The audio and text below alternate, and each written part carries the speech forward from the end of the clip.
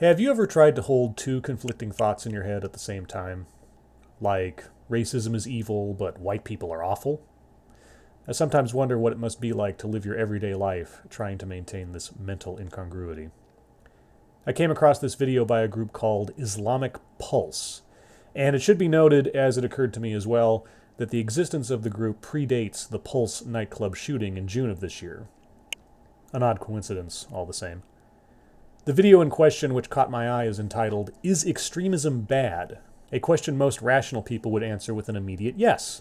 Yes, Islamic extremism is bad. But that would make for a very short video, wouldn't it? So the real answer must be more nuanced? For reference, this entire segment of this cleric's sermon is based around a single verse within the Quran, Surah Fatir, verse 32, or chapter 35, verse 32. I will leave a link in the description, and I encourage everyone to read it.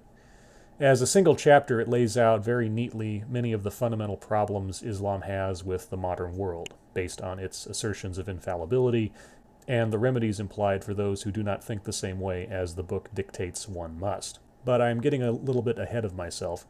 The speaker uses this single verse to define three groups of people in the world. Before we begin, let me read the verse to you in its entirety, as the video fails to provide it. "Then we cause to inherit the book those we have chosen of our servants. And among them is he who wrongs himself, and among them is he who is moderate, and among them is he who is foremost in good deed by permission of Allah. That inheritance is what is the great bounty." And remember, the question at hand here is extremism bad? Okay. With all of that in mind, let's begin.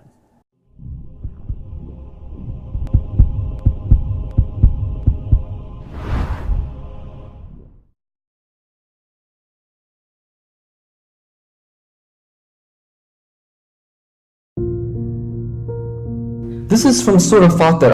Allah describes three groups of individuals. There's one group of individuals He classifies as being ظَالِمٌ لِنَفْسِهِ. They oppress their own souls. They don't lead a life where they care about God. The only thing they care about is their own selves. They serve their own selves. They have destroyed themselves. And they will see the reality in the hereafter.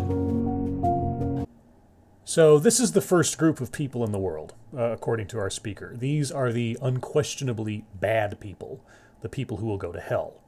All right, let's recap what constitutes those that wrong themselves, as the text puts it. They oppress their own souls. They don't lead a life with care about God. The only thing they care about is their own selves, and they will see the reality in the hereafter. All right.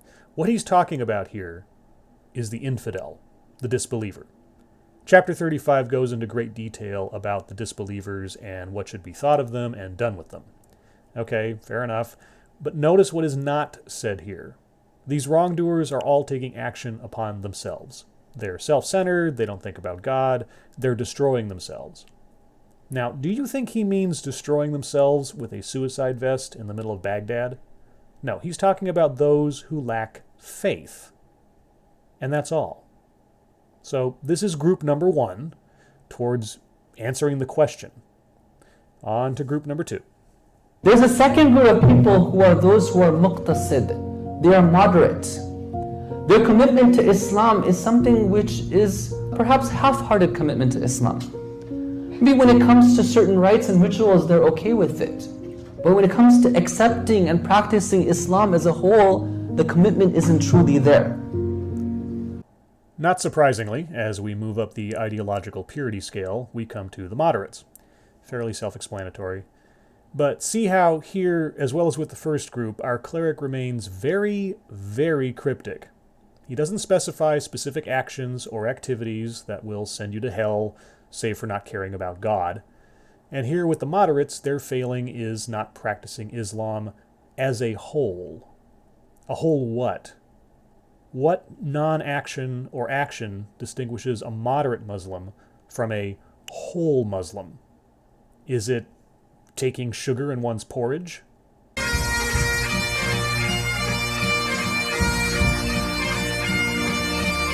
No specificity, but that is necessary, and we'll get to why that is shortly. On to the last group. But there's a third group of people, who are those who are sabiqun bil khayrat. They're the ones who are foremost in doing the good deeds.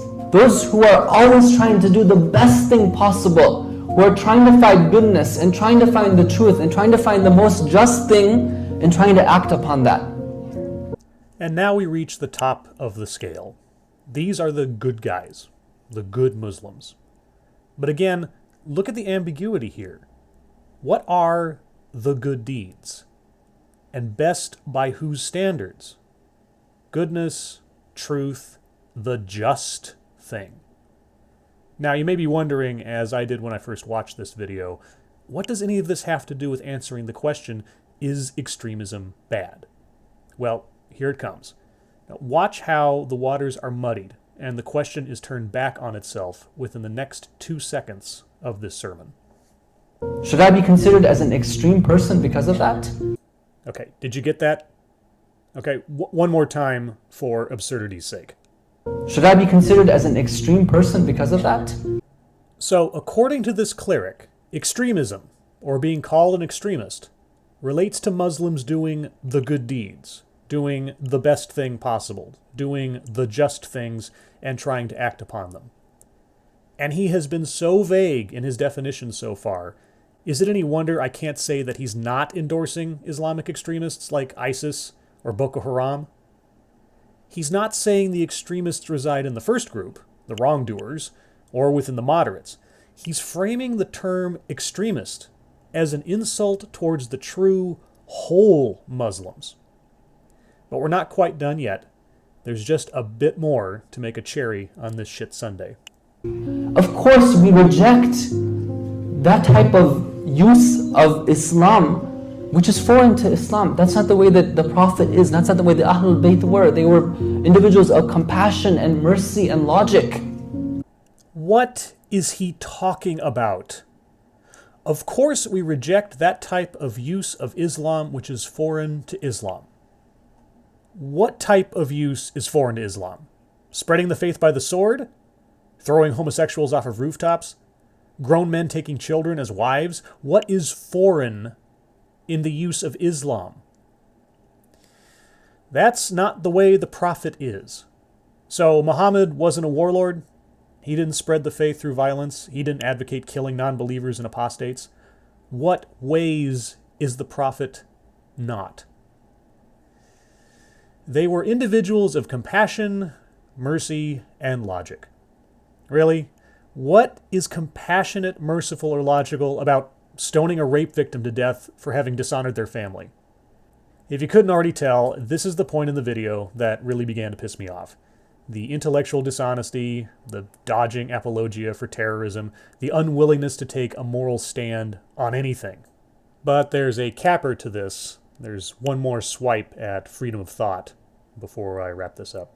But at the same time, we reject anybody who says that we can't be extreme in our love for truth, and our love for justice, and our love for wanting to serve Allah.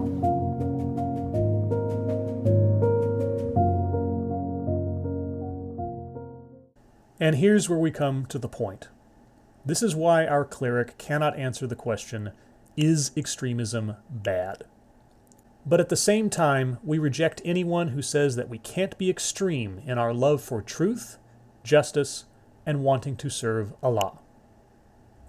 Anyone who might question someone's extreme views, anyone who comes close to saying, maybe we should calm down a bit, they would be attempting to limit one's ability to be extreme in their wanting to serve Allah. Our cleric is telling his audience, warning them in fact, that to attempt self-restraint in one's efforts to serve Allah, and more so to attempt to restrain others, risks rejection. And we all know the punishment for those who fail in their faith. Christopher Hitchens often referred to religion as mind-forged manacles, and we see this on full display here. Our cleric cannot get into specifics about what constitutes a right thing or a wrong thing in Islam. He cannot point out what actions are foreign to Islam that need to be rejected. Why? Because the Quran is immutable, the word of Allah and the teachings of Muhammad infallible. He cannot say, purge the world of the infidel, because that would be bad PR. But because contradicting the book is not allowed, he also cannot say it would be wrong to purge the world of the infidel. This is cowardice, plain and simple. This is the silent nod of encouragement towards violent acts against others, wrapped in a PowerPoint video. Thanks for watching.